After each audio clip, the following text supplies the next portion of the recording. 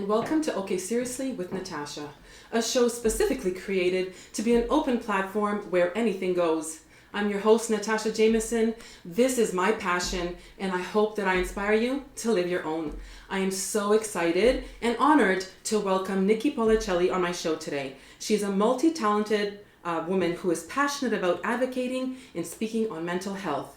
Niki is also the star, writer, and performer of her one-woman musical titled Loving and Leaving E.D.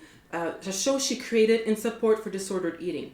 Niki, welcome to the show. Thanks for having me. I am so excited that you're here. I'm so happy to meet you. I'm over the moon. I'm nervous. I'm all these things. I don't even know. Me too. I'm so happy to meet you. I'm so excited that you're here. We have a lot to talk about, but we're going to be discussing matters of self-esteem today, confidence, empowerment, and other related issues that can be difficult to talk about and even understand. So girl talk, in session. We're doing that. So Niki, you and I seem to have a lot in common. Our viewers don't know this, but not only are we, hairstylists, both of us are, we look alike. I mean, it's crazy. We have this passion for, the arts and creating and helping others. I mean, this is absolutely unbelievable. I've never had this ever happen before. I know. What hospital were you born? I mean, I'm Macedonian, you're Greek, oh my God. Something's fishy here. Anyhow, this has never happened to me before. So I'm curious to ask, how did the concept of confidence and personal power begin for you? I think for me it began, when I decided to not feel ashamed anymore of what I was going through. Mm-hmm. My eating disorder felt very private and very confusing for me. I was very lost in it. Mm-hmm. And I realized that, there's a lot of value in people's stories, and people's stories have helped me so much. And when I realized the value in mine, I just thought, I better start speaking on it and opening up and sharing my story, not being ashamed of myself and knowing that it's not my fault. Mm-hmm. And that helped me take back control of my own life and be responsible for myself, 100% responsible for myself, and take the power away from Ed. Yeah, absolutely. Because you can lose control easily, and you can get lost in it very easily. And it's not just with eating disorders. Any sort of addiction or anything, any obstacle can take you over. Right. So the fact that you're speaking on this, you're going to help so many people, and I know that you help it also with your, with your show as well. Thank you. Was there a period of time in your life that you had your confidence compromised, your voice not heard? I did that to myself, really. Yeah, we do. Again, by being ashamed, right? I compromised myself. And where did the shame come from? Where did that come from? You know what? Ashamed. I just didn't know what was happening to me. Eating disorders are very complicated. Mm-hmm. It's an attack on yourself and your body image, your self-esteem, who you are in the world as a person, as your physical appearance, your feelings. I don't know. And then I felt like I was a burden. If I was having a bad day or if I wanted to talk about it, I felt like it's not sexy. It's a burden, or it felt like it, which I know now it's not. But I let myself go into hiding. I got discouraged. I felt ashamed, and I just did that to myself, really. Yeah. So the negative self-talk, it just continues. Yes. Mm-hmm. It just doesn't stop. It's on record. It's constantly, and it's breaking you down, and it veers, we can be our own worst enemy. Right. Forget about anything else. Right. Attacking us. Mm-hmm. Your musical Loving and Leaving E.D. is based on your experience with your eating disorder. Are these the feelings that you touch on and the inspiration for your musical? Absolutely. Again, to mention the loneliness, the confusion. If you were to see the musical, you would see a young girl, who thought she could do it on her own, battling this monster by herself. Right. And believing that she could do it on her own, not wanting to be a burden. And, Loving and Leaving E.D. is a way of bringing people out to come and see the show. Yeah. To speak on such difficult, confusing issues in a setting that's safe for people to explore this together. So what you see is that she comes out of hiding, and she's finally living the life she wanted to live by expressing herself in the way she wants to express herself, and nobody's going to take that away from her. You have a common thread that will resonate with so many of our viewers. No matter the struggle, the addiction, the obstacle, I really feel like your show will literally resonate with everybody because everybody's felt that way. I think so. Lonely, not heard, the negative self-talk, worthless, blaming yourself, the guilt, not feeling like you're, belong anywhere, the darkness, all of that like resonates with people that in so many facets. Like I encourage everyone to see your show because I really think they will greatly benefit from it. And I'm so glad that you've created something that's your passion, just like this show is for me, that you could have a voice like for the people that feel the same way that you did. Thanks, Natasha. Absolutely. Why was it important for you to create this show for everyone to see? So having said all of that, what was the thought process? What was the driving force? Oh, empathy. For me, it was empathy. I know firsthand what it feels like. I lost so many years of my life to this disorder. I lost so many opportunities and friendships and relationships, and I just feel so sorry for people that are going through this. And because you've lived it. I've lived it, and I've lost, suffered, and I still regret. You know what? I try not to dwell on regret, but I'm not going to lie. I regret lots of things, and I just don't want anybody to waste another second of their life. I mean, if I can just shed light on something, raise awareness, make you see it a certain way, so you can challenge it for yourself, I'm going to do it. I love that. I think that's really, really important. Thank you. Because a lot of people do feel very, very alone. And like, the whole concept of control and, blaming oneself, being able to have such an empathetic heart, which I can literally feel from you right now. I think that comes through being in the darkest of dark. Right. And then punching, through that barrier to, I call bleed daylight. Yeah. Bleed the light. Right. So I think that's like beautiful. And only a person that lives it and goes through it can speak on it the way that you can have the compassion for somebody else that would be struggling. Other people will feel bad, but they don't understand. Right. You know what it's like. Yes. You know what it's like. Yes. Let me ask you this, Niki. Was there a specific moment in your life where you were able to understand why you had to go through such hardships? Like the reflection period. Did you ever wonder why? Like why? Yeah. I think in reflection, I would say that this is the calling on my life. And sometimes to know your purpose, you have to ask yourself, what have you gone through?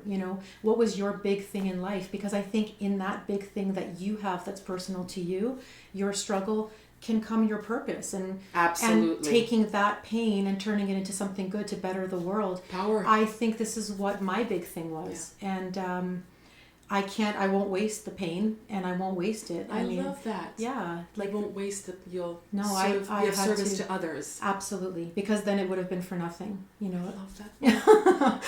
Oh, no. You're going to make me cry. Oh my gosh. Hosts don't cry. No. There's no crying on set.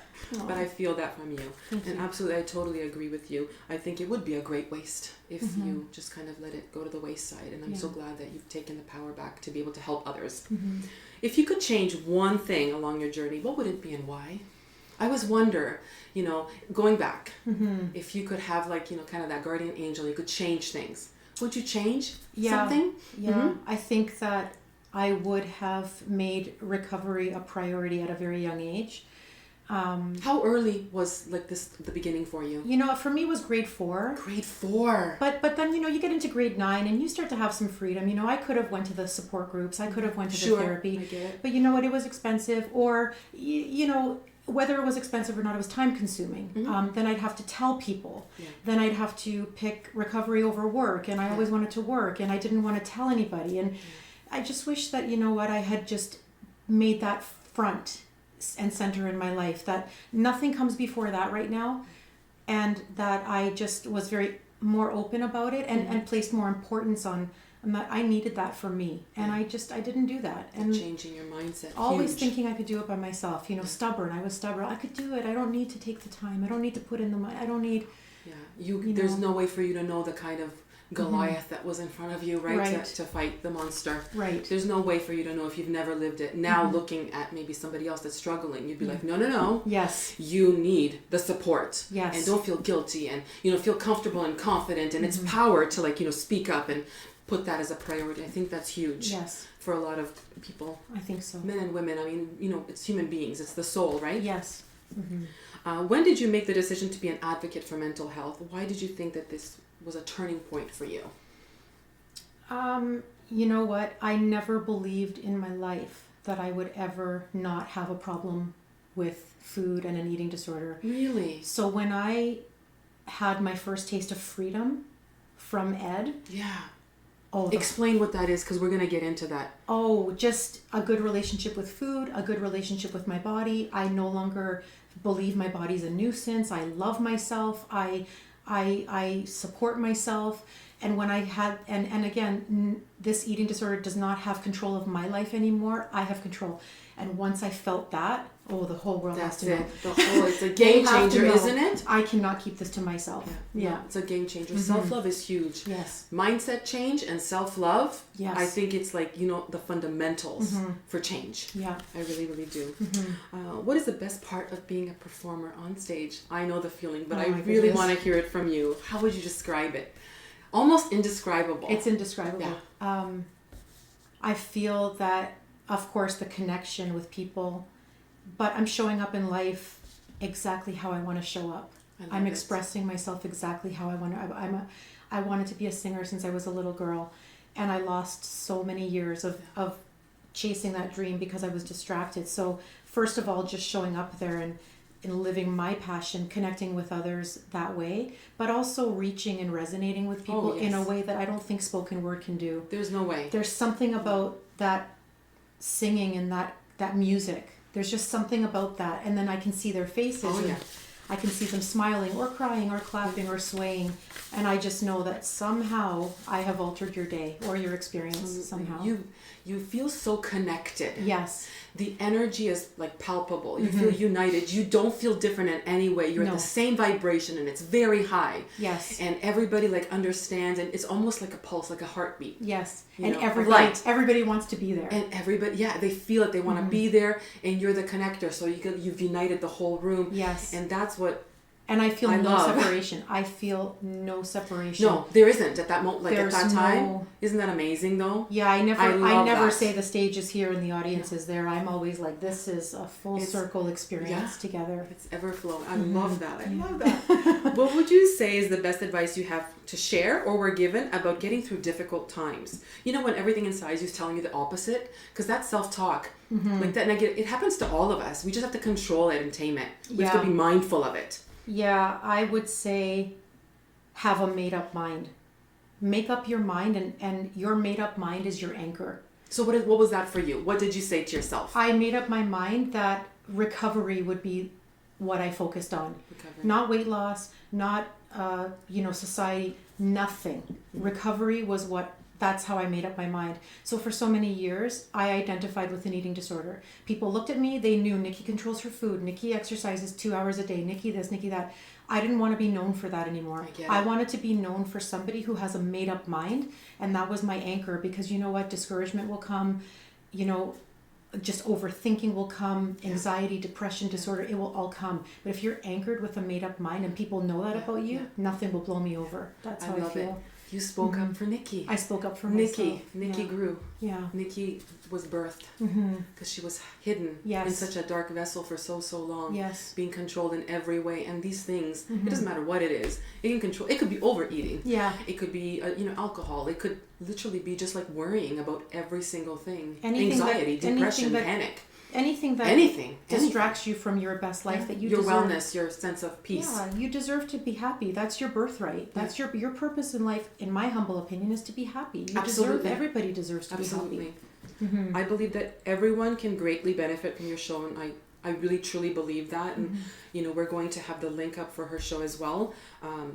So regardless of the difficulty or hardship, Niki, I know who benefits, which I feel is everyone that has ever wondered, felt alone, felt confused, felt out of control, felt like they weren't themselves, in darkness, in light, whatever it may be, can greatly benefit, because you have given a voice to something that has so many veins. It's Ed, but it's something else for me. It's something else for Patricia. It just has a voice, and it will resonate. That thread will resonate with so many people. But who do you think is the person that will resonate the most with your show? I think anybody who wants a better relationship with themselves. I think anybody who wants freedom, to be liberated, to express themselves the way they wish to express themselves in the world, how they show up. Anybody who wants to battle the negative talk, and anybody. So there's two sides, right? if you're somebody who wants to let it out, but you don't have the words, let me explain it for them. They'll understand how you feel through this show. But if you're also somebody who wants to understand, then I can do that too. Yeah. And so I somebody think, that's struggling and like maybe family members that may not understand where they're coming from. Yeah, I think that's really a great point. Yeah, I think that's a great equal point. parts. I think that the show does it. Because it affects everybody. Yeah. It doesn't just affect you. It like takes over. It's like a Yes. cancer. It just takes over. Mm-hmm. Yeah. Like I said, what was your biggest breakthrough and breakdown along the way? Breakthrough was making the decision that I wanted to get better. Breakthrough was believing, okay, I'm ready, I'm going to do this. The made up mind? The made up mind was my breakthrough, but my breakdown was realizing how hard that was. Like I thought naively that recovery meant, okay, I'm going to go to a therapist, I'm going to take the time, I'm going to invest in myself, and I'm going straight. Good. And then you get into it and it's like, ooh, I have to learn how to eat again. Oh, I have to learn how to challenge my negative thoughts, my discouragement, my sadness, my overthinking. Oh boy. There's a lot of work. Oh yeah, and you relapse. And when you relapse, that's it. You think, okay, I give up. I can't do this. So you have to constantly get up again. So the falling down, the getting up again, the falling down. But you know what? It becomes less and less until finally you're recovered, you know? Yeah. Well, but it's not a smooth sail. No. Nothing is. Nothing is. Nothing is. But I thought it was. Yeah, but we all do, I think, for anything. Like we just, I'm going to lose 20 pounds. Oh, you need to, it's time, it's effort, it's energy, it's mindset, it's food, it's nutrition, it's like taking time for yourself. It's so many factors. Yeah. So it's the same situation. Yeah. You really have to give yourself a break and understand that there's going to be good days and bad days. That's a part of the journey. Right. How bad do you want it with your made up mindset, right? You just have to keep going. Yes. So you had told me that your eating disorder, during your eating disorder, you believed that, being married and all these lovely things that could happen for everyone wasn't something that was like doable for you.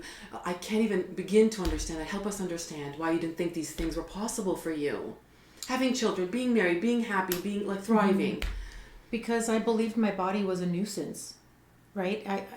So you were separated, like almost disconnected. Anything I wanted to do, because I had such a poor relationship with my body, I just never thought I could do, right?